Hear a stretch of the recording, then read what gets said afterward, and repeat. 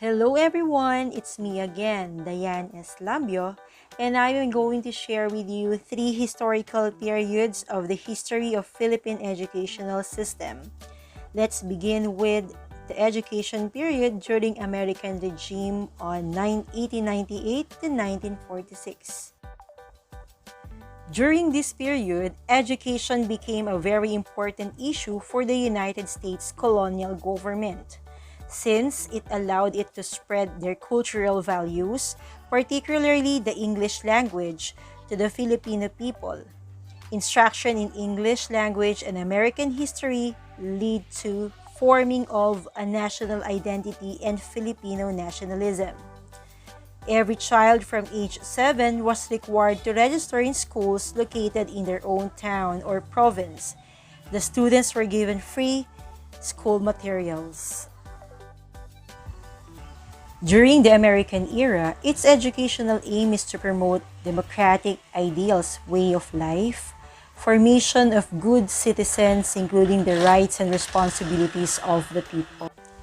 They believe that education should be free and universal for all, regardless of sex, age, religion, and socio-economic status of the individual. Education was the means of giving people an orientation towards a democratic way of life. There were three levels of education during the American period. First is the elementary level, consisted of 4 primary years and 3 intermediate years. Second is the secondary level or high school, consisted of 4 years. And the third was tertiary level or college. In this American period, religion was not part of the curriculum of the schools. Okay, class. In some cases, those students who excelled academically were sent to the U.S. to continue their studies and to become experts in their desired fields or professions. They were called scholars and pensionados because the government covered all their expenses. In return, they were to teach or work in government offices after they finished their studies. Some examples of these successful Filipino scholars were Judge Jose Abad Santos, Francisco Benitez, Dr. Honoria Sison, and Francisco Delgado. Teaching was done through democratic way of teaching. And in the Malolos Constitution, it established a system of free and compulsory elementary education. Chaplains and non-commissioned officers were assigned to teach using English as the medium of instruction. Okay, so before the Thomasites arrived, the U.S. Army opened the first U.S.-led public school on Corregidor Island. Shortly after U.S. Admiral George Dewey defeated the Spanish Pacific Fleet in Manila Bay in May 1898. Their primary aim was to teach the English language. Volunteer American soldiers became the first teachers of the Filipinos. Part of their mission was to build classrooms in every place where they were assigned. The American soldiers stopped teaching only when a group of teachers from the U.S. came to the Philippines in June 1901. Their name derived from the ship they traveled on, the USS Thomas.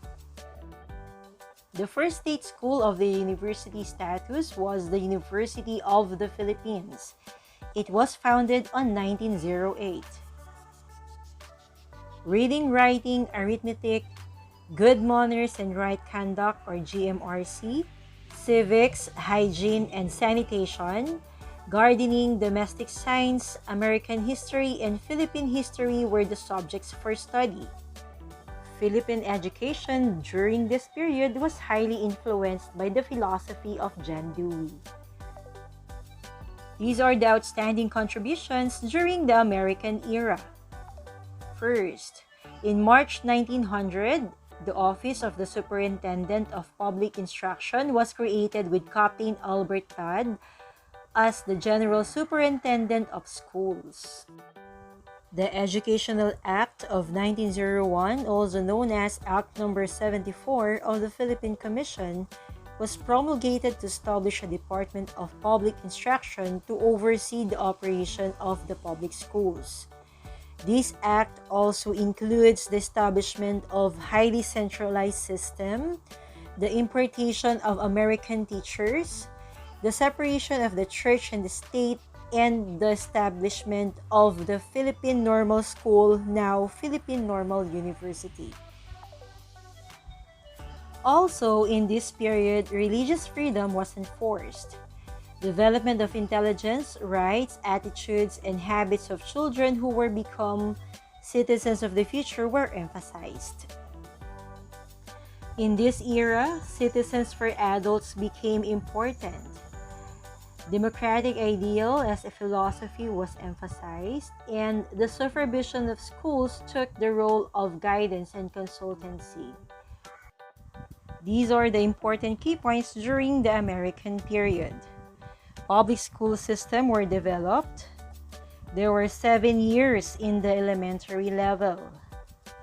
Pensionados and scholars were also established. Thomasites were the first teachers. Superintendent of Public Instruction was created, which supervises the public schools. Study of Philippine history is part of the curriculum, whereas religion was not part of it.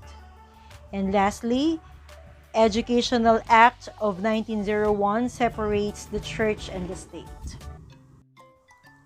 Alright, so let us now move on to the Commonwealth period, 1935 to 1942.